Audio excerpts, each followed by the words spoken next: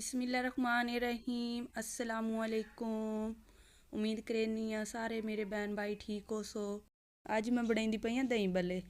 दही भल्ले तुस इफ्तार च बनावे आए इंशाल्लाह ये बड़ी मज़ेदार रेसिपी है भाई। मैं प्यारा जी बोल लै लिया है, उहदे विच मैं 2 उबले हुए आलू शामिल कर लई सा।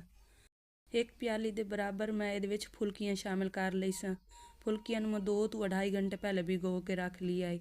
ਬਰੀਕ कटे हुए प्याज शामिल कर दे सन। प्याज मैं चंगी तरह धो लिया है, वॉश कर लिया है ताकि इन्ना च कड़वाहट जिहड़ी होंदी ओह खत्म हो जाए। प्याज शामिल करन तो बाद इहदे विच मैं खूबसूरत जिहे टमाटर शामिल कर लई सन।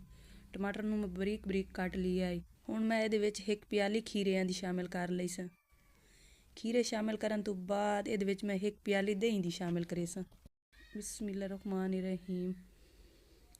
इफ्तार च मेरे को कम टाइम आई पी है, मैं सोचिया क्यों ना मैं घर च दही भल्ले बना लवां। जल्दी जल्दी बन भी सन, इहदे बनावन च मुश्किल भी कोई नहीं। इफ्तार स्पेशल रेसिपी है पई। ये वाली रेसिपी तुसी घर च एक बारी जरूर ट्राई करनी है पई। मैनू कमेंट करके दसना है कि मेरे दही भल्ले तुहानू किहो जे लगे। इंशाल्लाह मैं तुहानू कमेंट दा जवाब देसां अपने बहन भाइयों नू। ये इतने मज़ेदार दही भल्ले होंदे न इफ्तार च, बड़े मज़ेदार लगदे न इंशाल्लाह। ये हुण मैं चंगी तरह मिक्स कर लैन तो हुण मैं इहदे विच चाट मसाला शामिल कर लई सा। बिस्मिल्लाहिर्रहमानिर्रहीम।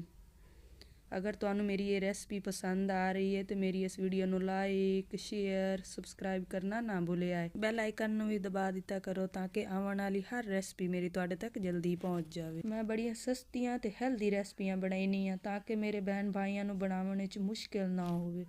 अल्लाह पाक सारे मेरे बहन भाइयों नू अपने हिफ्ज़ो ईमान च रखे। अगली वीडियो च मुलाकात होसी। अल्लाह हाफिज़।